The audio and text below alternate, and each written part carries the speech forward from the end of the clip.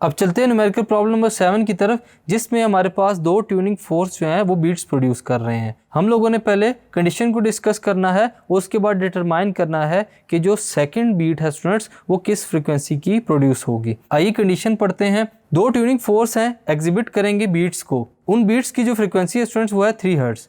जो frequency of 1/4 है students वो क्या है हमारे पास 256 हर्ट्ज। दोनों में से जो एक है उसकी 256 है, उसकी फ्रीक्वेंसी जो है स्टूडेंट्स वो लोअर होती चली जाती है आहिस्ता आहिस्ता, जैसे ही हम लोग जो वैक्स है वो एक प्रोंग के ऊपर इंट्रोड्यूस करवाते हैं ट्यूनिंग फोर्क के। क्या करेंगे हम लोग, जो दो ट्यूनिंग फोर्स हैं वो फिर क्या करना शुरू कर देंगे, beat frequency of 1 hertz produce करना शुरू कर देंगे जैसे ही उनके ऊपर वैक्स गिरना शुरू होगी। यहाँ हम लोगों ने डिटरमाइन करना है सेकंड फोर्क की फ्रीक्वेंसी क्या होगी जब उसके ऊपर वैक्स अप्लाई की जाती है। नॉन वैल्यूज हमारे पास frequency of beats before loading, frequency of beats after loading, frequency of the first tuning fork हमें गिवन है, frequency of the second tuning fork हम लोगों ने फाइंड करना है।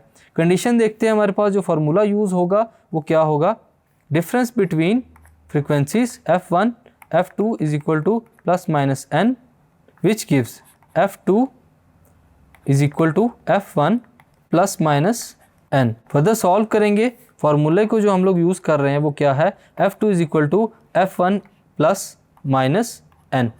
वैल्यूज पुट करेंगे, f2 is equal to 256 plus minus 3।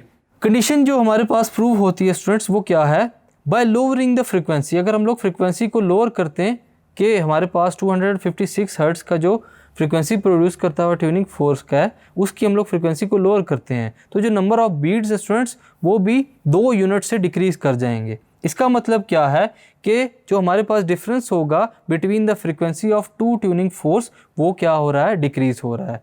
ये कब पॉसिबल होता है, सिर्फ और सिर्फ तब जब फ्रीक्वेंसी ऑफ 256 हर्ट्ज़ का ट्यूनिंग फोर्स जो है स्टूडेंट्स वो हायर हो किससे, 2 यूनिट से। दस the frequency of other tuning fork is 253। सो इससे अंदाज़ा लगाया जा सकता है कि जो वैक्स प्रोड्यूस करने के बाद, वैक्स को इंट्रोड्यूस कराने के बाद जो सेकंड ट्यूनिंग फोर्क होगा उसकी जो फ्रीक्वेंसी होगी वो 2 यूनिट्स कम होगी। सो हम लोग लिख सकते हैं for second tuning fork frequency will be 2 units less, so the value will be 253 hertz.